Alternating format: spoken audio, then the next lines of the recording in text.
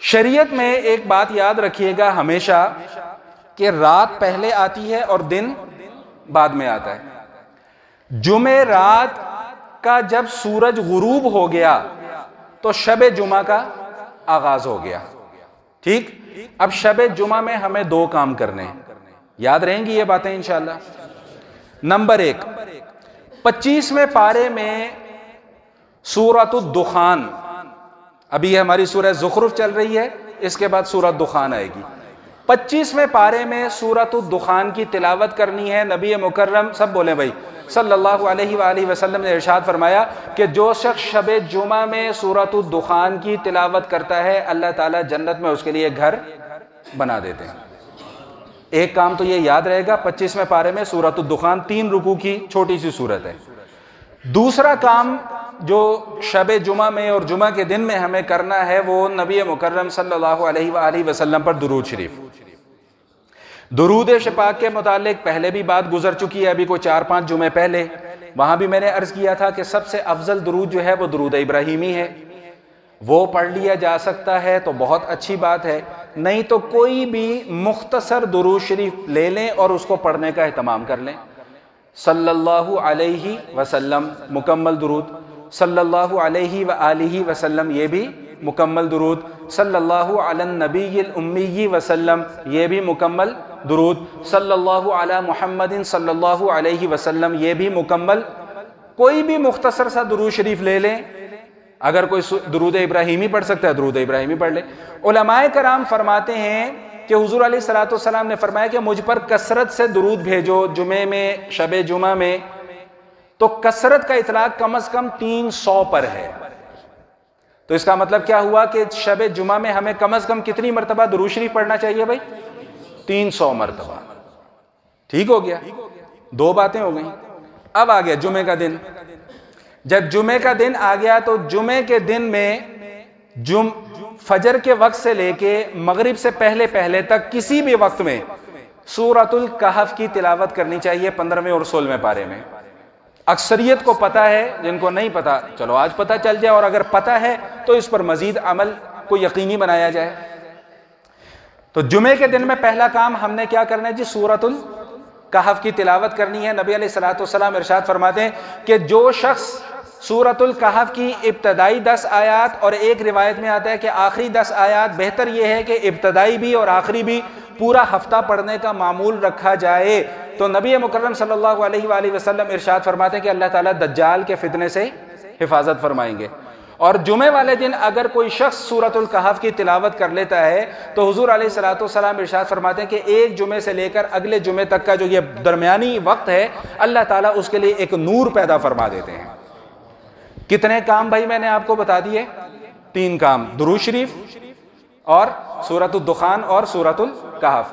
باقی میں نے کچھ باتیں گزشتہ نشست میں بھی عرض کر دی تھیں کہ جمعے والے دن غسل کرنا، خوشبو لگانا، اپنے لباس جو اپنے پاس موجود ہیں ان میں سے بہترین لباس منتخب کرنا، خاص طور پہ جمعے کے اہتمام کے لیے بہترین لباس منتخب کرنا، یہ سارے کے سارے جمعے کے آداب میں سے ہیں۔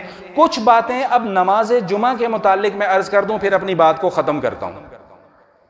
دیکھیں، ایک مسئلہ تو میں نے پہلے بھی آپ کو بتا دیا تھا کہ 2 اذانیں ہوتی ہیں۔ پہلی اذان کا مطلب یہ ہوتا ہے کہ بھائی اب مسجد کے اندر آنا شروع کر دو۔ دوسری اذان کے بعد پھر کسی قسم کی کوئی عبادت کرنے کی اجازت نہیں ہے۔ حضور علیہ الصلوۃ والسلام ارشاد فرماتے ہیں کہ جو شخص جمعے میں دیر سے آتا ہے اور لوگوں کی گردنیں پھلانتا ہوا ادھر سے گھومتا ہوا ادھر سے گھومتا ہوا ادھر سے گھومتا ہوا آتا ہے اور اس کی کوشش یہ ہوتی ہے کہ میں آ کر پہلی صف میں بیٹھ جاؤں، تو نبی علیہ الصلوۃ والسلام یہ بات ارشاد فرماتے ہیں کہ کل قیامت والے دن اس شخص کو پل صراط پر جہنم کے اوپر پل بنا دیا جائے گا اور لوگ اس کے اوپر سے گزر کر جائیں گے۔ اتنی بڑی سزا ہے جمعے کے اندر بے ادبی کرنے کی۔ محمد عمیر کاشف کا فتویٰ نہیں ہے۔ اگر کوئی یہ سمجھتا ہے کہ میں ذاتی مسئلہ کوئی بتا رہا ہوں تو یہ میرا مسئلہ نہیں ہے، یہ نبی علیہ الصلوۃ والسلام کا بیان کیا ہوا مسئلہ ہے۔ بات سمجھ میں آ گئی کہ نہیں آ گئی؟ تو اس لیے میں بار بار اسی بات پہ زور دیتا ہوں کہ بھائی مولوی کی جھک جھک بک بک جو ہے نا، اس کو ہفتے میں 1 دن آپ نے قبول کرنا ہوتا ہے، کر لیا کریں، لیکن اپنا جمعے کا ثواب ضائع نہ کریں۔ حدیث شریف میں آتا ہے کہ جب امام خطبے کے لیے ممبر پر بیٹھ جاتا ہے اور اگر کوئی شخص کسی دوسرے شخص کو اشارے سے بھی منع کر دے کہ یار یہ کام نہ کرو تو اس کا جمعے کا سارا ثواب ختم ہو گیا. اس لیے میں بار بار تاکید کرتا ہوں بھائی توجہ میری طرف، توجہ میری طرف، توجہ میری طرف، آپ کے فائدے کے لیے، تاکہ جمعے کے لیے آئیں، اتنی محنت کر کے آئیں تو جمعے کا ثواب ضائع نہ ہو. 2 باتیں ہو گئیں. تیسری بات، حضور علیہ الصلوۃ والسلام ارشاد فرماتے ہیں کہ جمعے کے دن میں ایک گھڑی ایسی گھڑی ہے کہ جس میں اللہ سے جو بھی دعا مانگو وہ دعا قبول ہو جاتی ہے. وہ گھڑی کون سی ہے؟ علماء نے اس کی بے شمار توجیحات اور تعبیلات لکھی ہیں. میں صرف 2 اوقات آپ کو بتانے لگا ہوں. پہلا وقت جو عربی والا خطبہ ہوتا ہے، اس کے درمیان میں جب امام بیٹھتا ہے، اس وقت جو دعا مانگی جائے اللہ تعالیٰ اس دعا کو قبول فرماتے ہیں. لیکن توجہ کے ساتھ، اس موقع پر ہاتھ اٹھا کر دعا مانگنا ثابت نہیں ہے. اس وقت دل میں دعا مانگیں گے. بھائی مسئلہ سمجھ میں آ گیا کہ نہیں آ گیا؟ دوسرا وقت جو علماء نے بیان فرمایا ہے وہ عصر کے بعد مغرب کا وقت ختم ہونے سے تقریباً 15 یا 20 منٹ پہلے کا جو وقت ہے، اس وقت بھائی مصلی بچھا کے بیٹھ جائیں، تھوڑے سے ذکر کر لیں، درود شریف پڑھ لیں، سبحان اللہ پڑھ لیں، الحمدللہ پڑھ لیں، اللہ اکبر پڑھ لیں، اور پوری یکسوئی کے ساتھ دعا مانگیں. بد دعا نہیں، دعا مانگیں.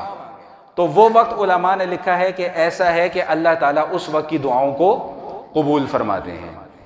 بہت اہم مسئلہ، جاگ رہے ہیں نا یا ختم کر دوں بس؟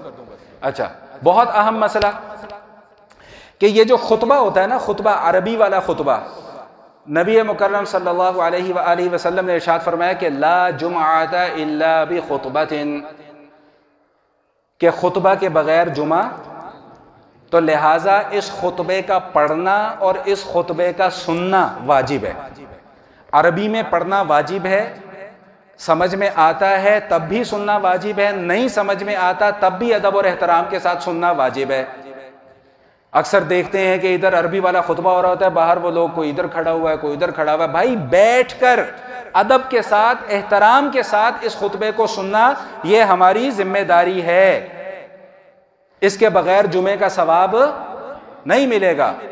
نمبر 2، یہ جو ہمارے یہاں ایک رسم ہے کہ پہلے خطبے پہ ہم ہاتھ باندھ لیتے ہیں، دوسرے خطبے پہ ہم ہاتھ چھوڑ دیتے ہیں، ایسا نبی علیہ الصلوۃ والسلام کی سنت سے کہیں سے ثابت نہیں ہے.